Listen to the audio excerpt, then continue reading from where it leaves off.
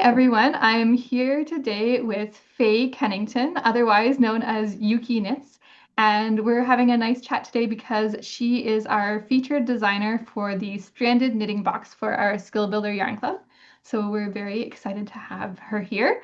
And yeah, Faye, why don't you tell us a little bit about who you are and what you do? Thank you so much.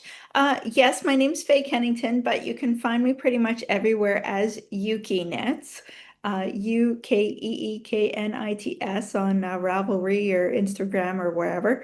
I've been designing patterns for over 10 years now, and I've been knitting for over 20. I am super inspired by color work. It's one of my favorite things to do, so I'm so grateful you invited me to be part of this project. Yeah, well, we've collaborated on a few projects in the past that you've used our yarn for some color work patterns. So we knew it would be a good fit that we like working with you and we would love the patterns that you came up with. So we're not going to reveal that yet because it's still a surprise for our club members, but we will talk about other color work, other aspects of color work. So maybe tell us a little bit about how your knitting journey began. Where did you or when did you learn to knit and how did you become a knitting designer?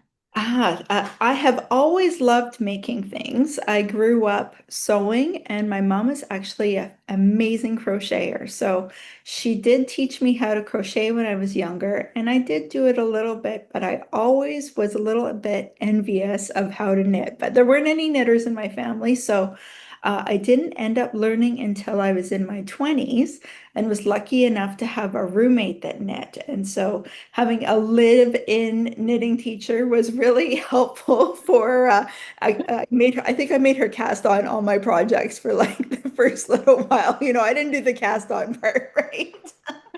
But I went to fashion design school when I was in my early 20s. I really didn't do a lot about it at that time. When I was done that, I was kind of didn't even want to hem my own pants anymore.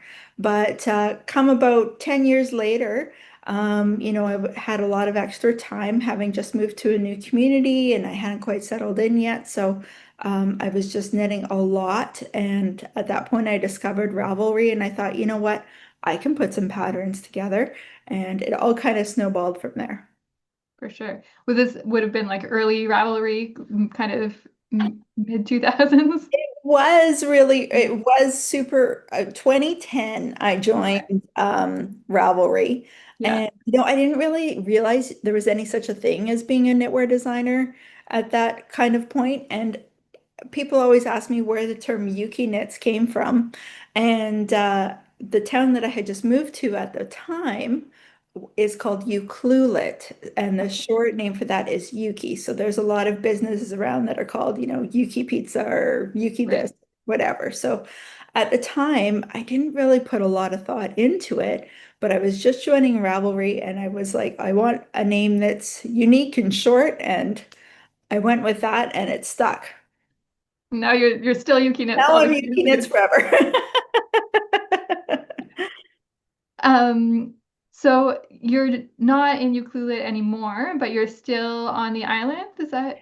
Yes, that's right. I lived in Ucluelet for 15 years. It's an amazing place to be, absolutely beautiful and inspirational.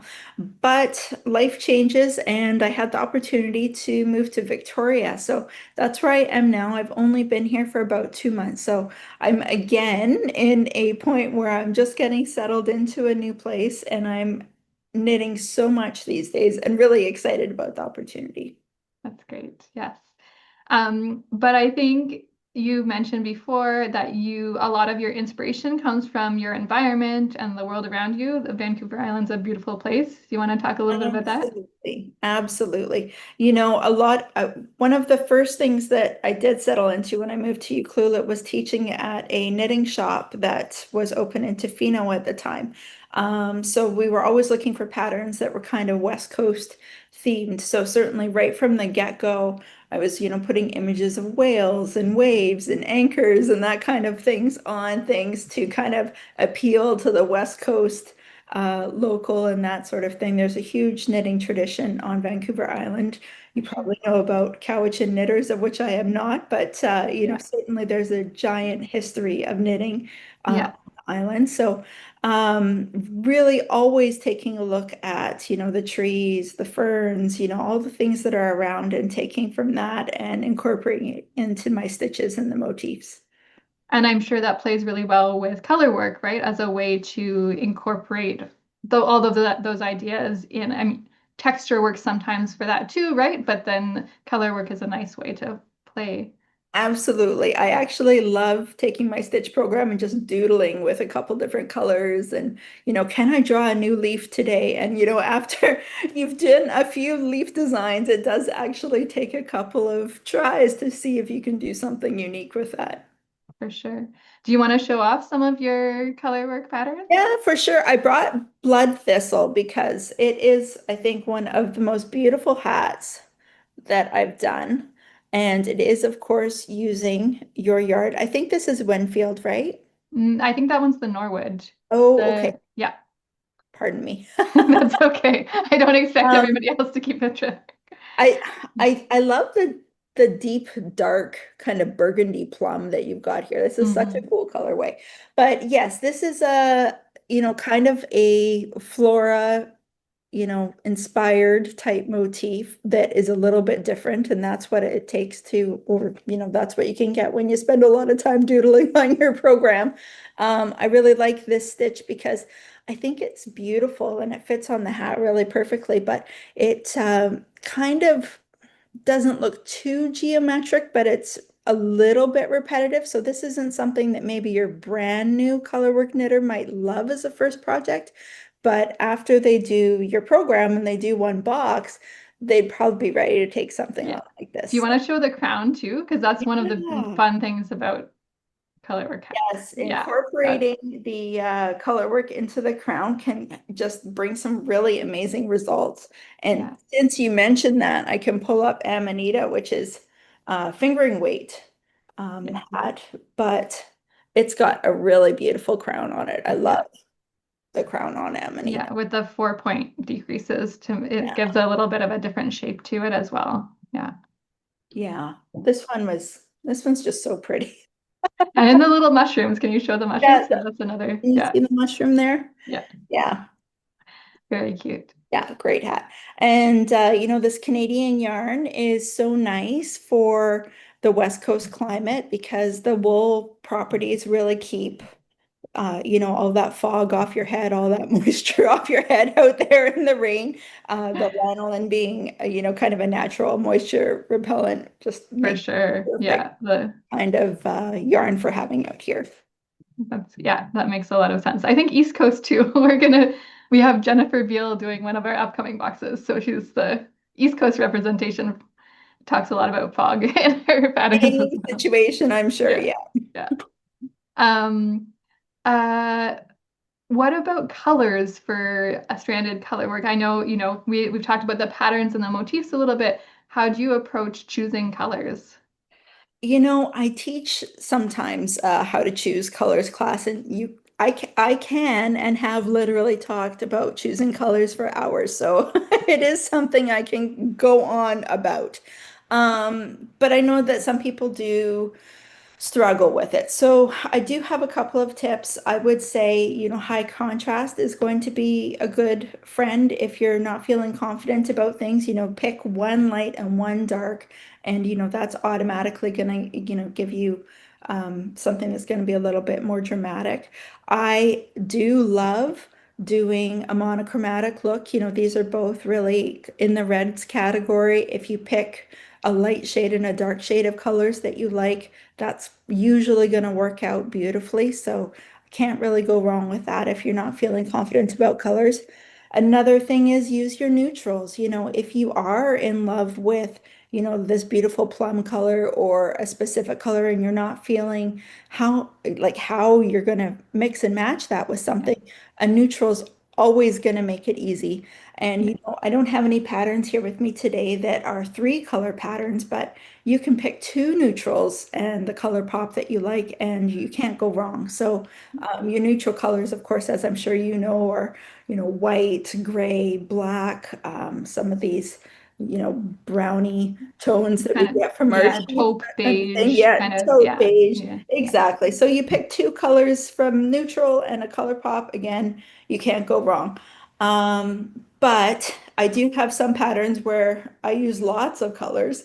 And, I have a sweater even that's got 6 colors in it. And, then I use kind of like an ombre effect. I mm, picked for that 2 different colors. Actually, well, sort of 3. I've got like yellow, oranges, and greens, and you can pick the darkest and a medium and a light and kind of mix that together. So yeah, I can talk about color all day long, yes. but Honestly, me too, but we're gonna save that for another day. And maybe you can talk about if you have a favorite part of your design process of, or of the part of maybe not the design process, but the favorite part of your job as a knitting designer. I love drawing the patterns and I love swatching the patterns. That is my favorite thing. I'm working on a motif right now that's a cable motif actually. But I am so impressed with myself because I drew it and then I swatched it and it's really close to what I wanted it to be. And it's a pretty complex pattern. So, to be able to see visually on a chart what it will look like to take it to what it will look like knit-wise, I feel like I've leveled up again. Yeah. It's not always straightforward for sure. Like No, you no, it's think not. something's gonna work and then you put it on the needles and you go, oh, that's not quite what I had in mind. No, I asked ChatGPT to write a slipper pattern for me, and I was like, okay, I'm gonna try it. And then I put it on, and you couldn't even get past the cast on. It was like, this looks like a pattern, is not a pattern. Do you have any particular pattern that you're super proud of, either a color pattern or one of your other ones that you think is really kind of um, defines your work or is something that you really feel speaks for your aesthetic? It's tricky because I'm always trying different techniques. I love learning, and that's one of the things that I really love about knitting is there's always a new thing to push into and to try. So I've gone in a whole bunch of different directions in my career, which isn't always the best way from a marketing perspective, but is how I keep it Yeah, fun for me. yeah, So it's tough to pick a favorite, but recently I was going through all my samples because I've got them in storage now and I needed to go through and keep what I want yeah. to keep and get rid of some stuff too. And I've done a lot of really cool stuff. So I'm really proud of myself. I think one of my most popular colorwork patterns is probably Bittercress, which is a really beautiful sweater that I designed for Malabrigo that has like white kind of floral pattern on Mm. the yoke and then has a background that's an ombre of different blues. Yeah, I know the one that you're thinking of or just talking about. I've definitely seen that one and it's Super very comfy beautiful. too. Yeah. I think that we're gonna keep things short and sweet, so we'll wrap up there unless there's something else that you wanna add or Well, oh, and you can share where to find you, where to find your patterns. Yeah. thanks for asking. Yes, I'm Ukeeknits everywhere. So you can look on Ravelry, you can find me on PayHip, you can find me on Instagram as Ukeeknits. But there is one other thing that I wanted to tell you about. We are going to have, I think, our 7th or 8th annual West Coast Nest fiber and weaving arts getaway in November. And I love this event because a whole bunch of people come and visit me in Ucluelet, and I get to show them around my favorite foggy areas. And we all stick together throughout all of the workshops and work on just fiber fun stuff. So I am going to actually be doing a class this year based on all my cabling inspiration on the fern or frost fern mitts that I made Yeah. with the Sweet Paprika Designs Presto yarn. So that's what we'll be using in the class. If people Nice. are interested in coming to visit me in Ucluelet, they can look at West Coast Nest and they will find the program there. Great. Yes, and I made a pair of those knits from your pattern when you first released it. They're very cozy. So Yes, It's absolutely. They'll keep you toasty in the winter. yes. Well, I think that's it for now. Thank you so much for joining us, for making the time to do this little recording, and for collaborating with us on this project. My pleasure. Thank you, Debbie. You're welcome.